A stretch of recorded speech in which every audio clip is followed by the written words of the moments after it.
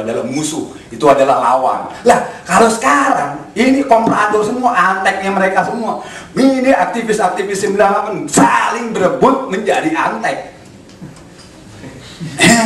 Ini persoalan. Loh, jadi kalau peristiwa, kalau kita di guiding oleh pewayangan perang Baratayuda, perang antara saudara, jadi ini akan terjadi.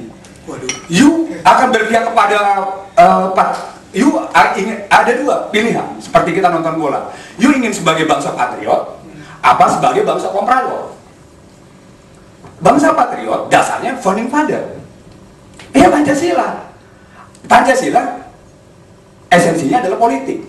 Ekonomi, kita mengacu kepada Undang-Undang Dasar 45. Prinsipnya pasal 33.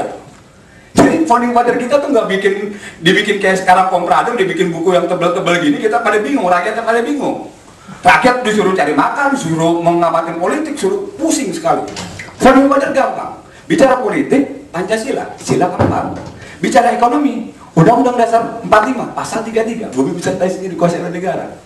Nah sekarang dengan perubahan Undang-Undang Dasar 45 tahun 1999 sampai 2002, ini pembodohan yang akhirnya semua ini sebagai bancakan dari asing maupun bangsa kita sendiri, ini bancakan tambang di mana-mana diambil. Harusnya itu negara yang kelola.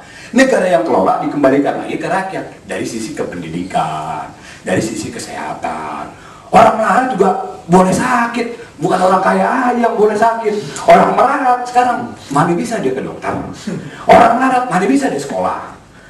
Itu sebenarnya guiding kita. Nah, untuk itu, satu, karena apa? Nggak mungkin rezim ini rezim komprador, semuanya komprador, legislatifnya komprador, eksekutifnya komprador, yudikatifnya komprador. Satu cara, revolusi. Itu, revolusi, nggak ada. Founding father kita tahun 45 itu revolusi. Karena ini pengkhianatan terhadap apa? Jiwa proklamasi.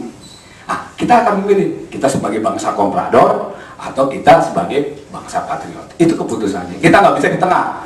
Kalau kita di tengah-tengah Ivan Gunawan, maksudnya ya itu. Nah, hingga perempuan nggak kayak pengkhianat yang ada. Ya, terima kasih. Ya, mungkin silakan. Masih ada lagi yang lain? Oh iya. Ya, saya Gideon Hermanus dari Atma Jaya. Saya ingin bertanya bahwa mungkin pemikiran kita di sini kita tidak bisa untuk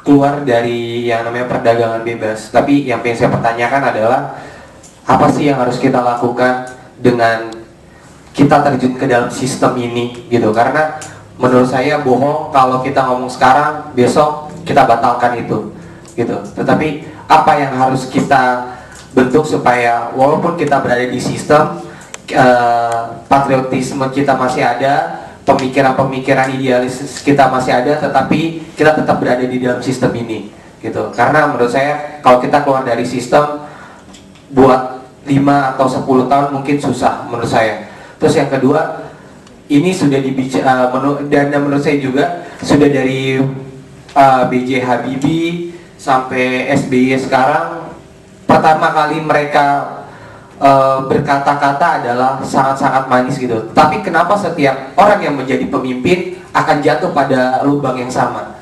Ada apa gitu? Kira-kira di belakang itu ada apa dan mengapa gitu kan?